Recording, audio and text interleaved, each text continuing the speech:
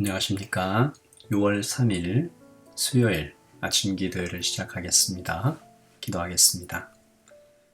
하나님 아버지, 복된 하루를 열어주셨습니다. 하나님께서 주신 생명, 하나님께서 주신 시간, 하나님께서 주신 모든 달란트로 오늘 하루를 하나님 앞에서 살아가게 하여 주시옵소서. 만나는 사람마다 하나님의 친절을, 하나님의 사랑을 공급할 수 있는 여유를 우리에게 주시고, 아버지 하나님, 내 본성으로 행동하는 것이 아니라 성령께서 주시는 하나님의 본성으로, 그리스도의 본성으로 새로운 마음으로 살아갈 수 있도록 도와주시옵소서. 하나님의 말씀이 아니면 우리가 그렇게 살 수 없사오니, 성령의 충만이 아니면 우리가 그렇게 살 수 없사오니, 오늘 주신 말씀으로 성령 충만하게 하시고 성령의 완전한 지배를 받아 성령님께서 원하시는 말과 행동을 하는 오늘 하루 되게 하여 주시옵소서. 감사합니다. 예수님의 이름으로 기도합니다. 아멘. 우리 같이 찬양하겠습니다. 당신은 하나님의 언약 안에 있는 축복의 통로. 저희 온라인 예배 때 늘 했던 찬양인데요. 당신은 하나님의 언약 안에 있는 축복의 통로. 나 자신을 향하여 또 가족을 향하여 교회 지체를 또 마음에 두면서 그렇게 찬양하겠습니다. 찬양하십시다.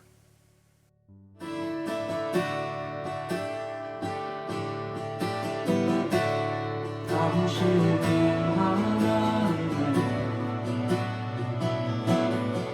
언약 안에 있는 축복의 통로. 당신을 통하여서 열방이 주께 돌아오네.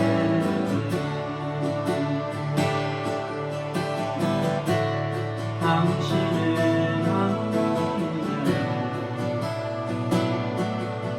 언약 안에 있는 축복의 통로. 당신을 통하여서 열방이 주께 예배하게 돼.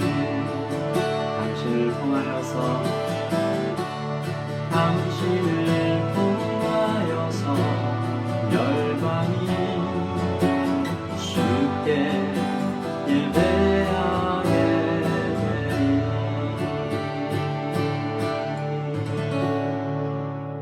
축복합니다. 사랑합니다. 오늘 우리에게 주신 하나님의 말씀은 고린도전서 1장 10절부터 17절까지 말씀입니다. 고린도전서 1장 10절부터 17절까지 말씀입니다. 저와 여러분이 함께 읽고 또 한 번 더 읽으시면서 묵상하겠습니다. 1장 10절입니다. 형제들아, 내가 우리 주 예수 그리스도의 이름으로 너희를 권하노니 모두가 같은 말을 하고 너희 가운데 분쟁이 없이 같은 마음과 같은 뜻으로 온전히 합하라. 내 형제들아, 근로의 지편으로 너희에 대한 말이 내게 들리니 곧 너희 가운데 분쟁이 있다는 것이라. 내가 이것을 말하거니와 너희가 각각 이르되 나는 바울에게, 나는 아볼로에게, 나는 게바에게, 나는 그리스도에게 속한 자라 한다는 것이니 그리스도께서 어찌 나뉘었느냐? 바울이 너희를 위하여 십자가에 못 박혔으며 바울의 이름으로 너희가 세례를 받았느냐? 나는 그리스보와 가이오 외에는 너희 중 아무에게도 내가 세례를 베풀지 아니한 것을 감사하노니 이는 아무도 나의 이름으로 세례를 받았다 말하지 못하게 하려 함이라.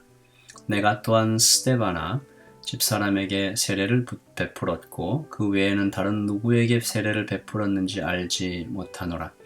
그리스도께서 나를 보내심은 세례를 베풀게 하려 하심이 아니요 오직 복음을 전하게 하려 하심이로되 말의 지혜로 하지 아니함은 그리스도의 십자가가 헛되지 않게 하려 함이라. 아멘. 말씀을 한번 더 읽으시면서 묵상하겠습니다.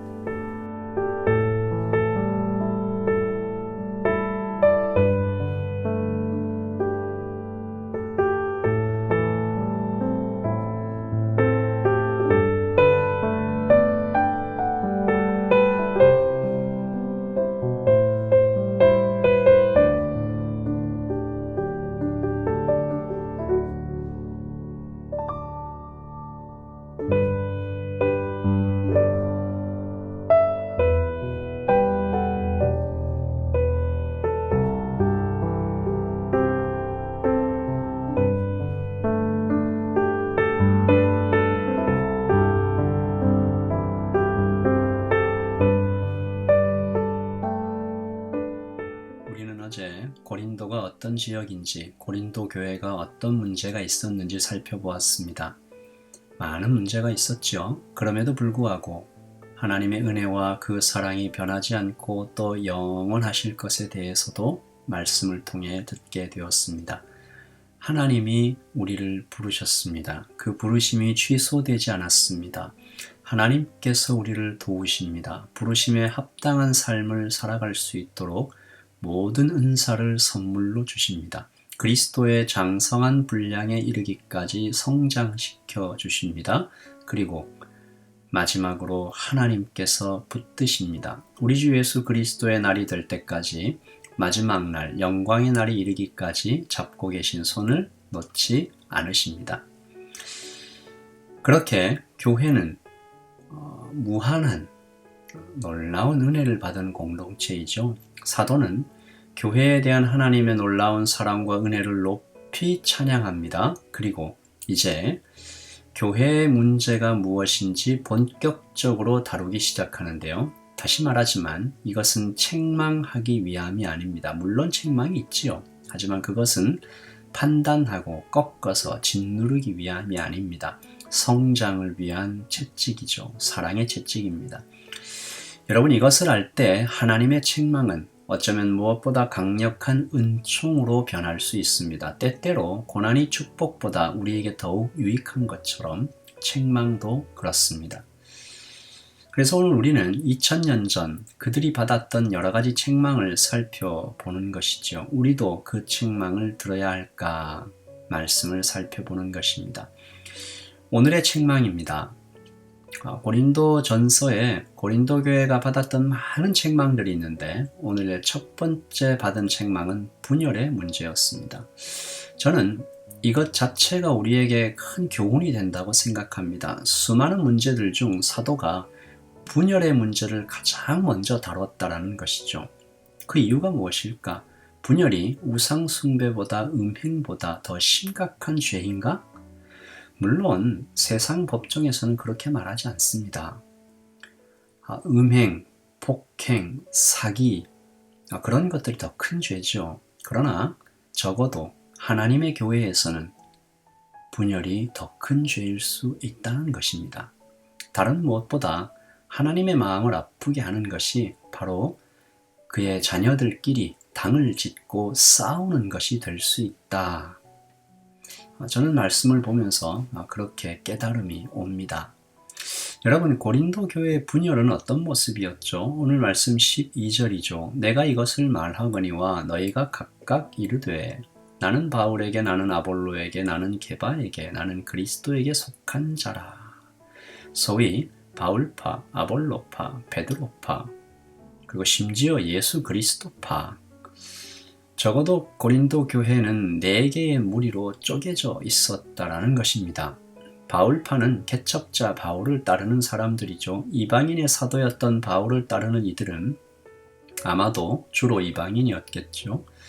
그들은 바울을 무척 존경하고 바울의 사도적 권위를 변호해 주는 사람이었습니다. 아볼로파는 유대인 학자, 성경에 능하고 언변이 좋았던 아볼로에게 끌렸겠죠.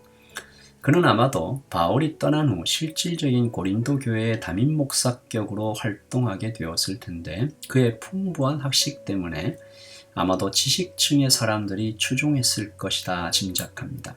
베드로파는 예루살렘에서부터 건너온 유대인들이었겠죠. 베드로의 이름을 헬라식이 아닌 게바, 아람어로 이렇게 부르는 것으로 보아 그들은 정통 유대인이었던 베드로의 권위를 내세웠던 그런 사람들이 분명합니다. 아마도 그들은 베드로가 예수님의 수제자다. 바울은 그렇지 않다. 아볼로도 그렇지 않다라고 말했을 것입니다. 이 마지막이 그리스도파는 무엇을 강조했는지 확실하지 않지만 아마도 예수님의 말씀을 직접 들었던 사람들이 아닌가. 자신들이야말로 진정한 그리스도인이다. 자부심을 가졌던 것 같습니다. 여러분, 이렇게만 놓고 보면 큰 문제는 없는 것 같습니다. 바울을 존경하는 마음, 아볼로의 풍부한 학식을 좋아하는 것, 예수님의 말씀을 직접 들었다는 자부심, 정통 유대인인 것에 대하여 이런 것들이 큰 문제가 되지는 않겠죠. 그러나 겉으로 보기에 아무런 문제가 없어 보이는 그들의 지도자 사랑하는 거 좋은 거잖아요. 그런데 이들의 지도자 사랑이 지금 교회를 거의 풍비박산 내기 직전의 상태까지 몰아가고 있습니다. 무엇이 문제인가? 교회에 언제나 다양한 생각을 가지고 있는 사람들의 여러 가지 의견 등이 있는 것은 좋은 것입니다.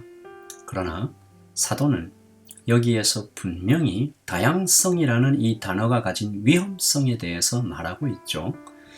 오늘 말씀 10절입니다. 형제들아, 내가 우리 주 예수 그리스도의 이름으로 너희를 권하노니 모두가 같은 말을 하고 너희 가운데 분쟁이 없이 같은 마음과 같은 뜻으로 온전히 합하라.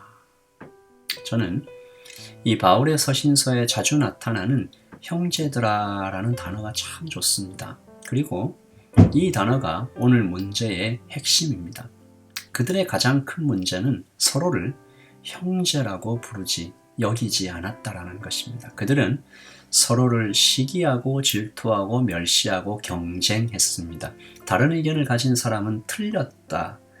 그렇게 말하고 그렇게 행동하면 더 이상 너는 나와 형제가 아니다라는 태도를 보였다는 것이죠. 이것은 무엇보다 심각한 문제를 교회 안에 일으키게 되었는데 오늘 말씀 17절이죠. 그리스도께서 나를 보내심은 세례를 베풀게 하려 하심이 아니요 오직 복음을 전하게 하려 하심이로되 말의 지혜로 하지 아니함은 그리스도의 십자가가 헛되지 않게 하려 함이라. 교회 안에 분열이 일어나면 그리스도의 십자가가 헛된 모습으로 나타날 수 있다. 복음의 능력이 약화될 수 있다. 성소의 휘장을 둘로 나누신 그 회복과 연합의 복음이 빛을 잃게 된다. 하나님과 원수되었던 것을 다시 회복시키기 위해 십자가에서 쏟으신 주님의 피가 헛되이 흐르게 된다. 여러분, 당시의 교회 안에는 유대인, 로마인, 헬라인, 다른 여러 민족들, 귀족, 자유인, 종들 함께 모여 예배하는 기적 같은 일들이 있었고 이것이 바로 당시 고린도 시내에 그 도시의 유대인들과 헬라인들에게 봐라, 이게 바로 복음이다 라고 웅변적으로 보여주는 그림이었습니다. 그래서 복음은 더욱 효과적으로 또 강력하게 전파될 수 있었죠. 그런데 교회가 분열하니까, 교회가 서로 싸우니까 이 모든 것이 다 무너집니다. 사람들이 뭐라고 했을까요? 사랑 외치더니 별거 없네. 화목과 회복의 복음이라고 하더니 별 수 없네. 여러분, 사단의 이름 중 하나가 디아블로입니다. divide, 나눈다는 뜻이죠. 하나님과 사람을 나누고 사람과 사람 사이를 나누고 싸움을 일으키는 것입니다. 사단의 전략이죠. 최근 미국에서 일어나는 인종 문제와 전 세계 곳곳에 분쟁하고 있는 그 뒤에는 사단적인 힘이 작용하고 있음을 우리는 분명히 알아야 합니다. 그래서 오늘 우리는 기도합니다. 소망합니다. 혐오가 멈추기를, 분쟁이 그치기를, 사자와 어린 양이 뛰노는 천국의 모형 같은 모습을 저 미국에서도, 또한 우리 인생에서도, 이 뉴질랜드에서도, 조국 대한민국에서도 보기를 원하는 것입니다. 특별히 분단의 아픔을 겪고 있는 조국 대한민국이 평화적으로 통일되는 모습을 이 세대에서 보게 되기를 간절히 기도하는 것입니다. 그리고 우리 예담교회에서도 오늘 하나님의 이 말씀이 실천되고 역사하시기를 기도합니다. 오늘 말씀 10절이죠. 형제들아, 내가 우리 주 예수 그리스도의 이름으로 너희를 권하노니 모두가 같은 말을 하고 너희 가운데 분쟁이 없이 같은 마음과 같은 뜻으로 온전히 합하라. 공동 번역으로 한 번 더 읽습니다. 형제 여러분, 나는 우리 주 예수 그리스도의 이름으로 여러분에게 호소합니다.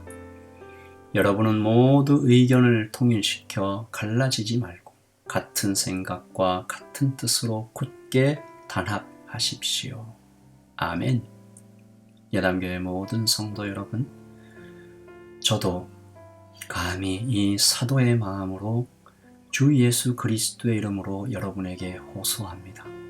우리는 모두 의견을 통일시켜 같은 말을 하고 분쟁이 없이 같은 마음과 같은 뜻으로 그렇게 앞에 있는 목표를 향하여 표대를 향하여 교회가 하나 되어 성령의 하나 되게 하심을 쫓아 걸어가는 그런 교회, 그런 가정, 그런 목장 되기를 예수님의 이름으로 축복합니다. 우리 같이 한번 말씀이 주시는 교훈을 따라 기도하겠습니다. 주님, 교회 연합하게 하여 주시옵소서. 교회와 교회가 연합하게 하여 주시옵소서. 가정과 가정이, 목장과 목장이, 하나님 조국 대한민국이, 이 땅 뉴질랜드가 하나님의 복음으로 연합되는 역사가 있게 하여 달라고 우리 같이 한번 기도하겠습니다. 기도하십시다.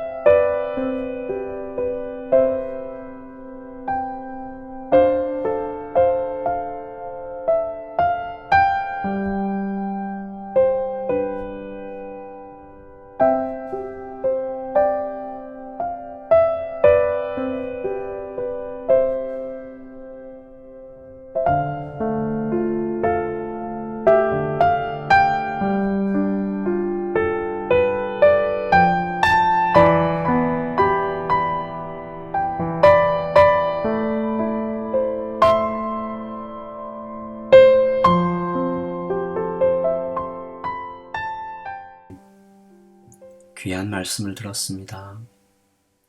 그리스도의 십자가가 헛되게 될 수 있다. 너희가 분쟁하고 분열하면 그리스도의 십자가가, 주님의 이름이 이 땅에 떨어질 수 있다.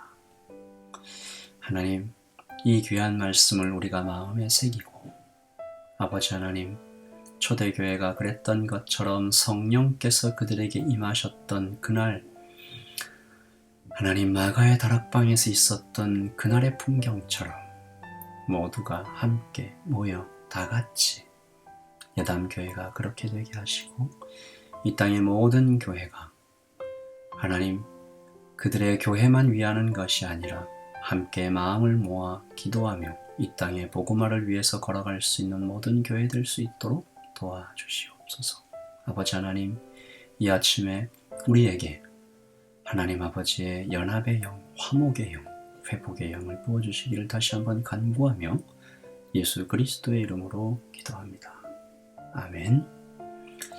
계속해서 우리 지체들을 위하여, 교회를 위하여, 또 여러분 자신을 위하여, 가정을 위하여 계속해서 기도하겠습니다. 기도하십시다.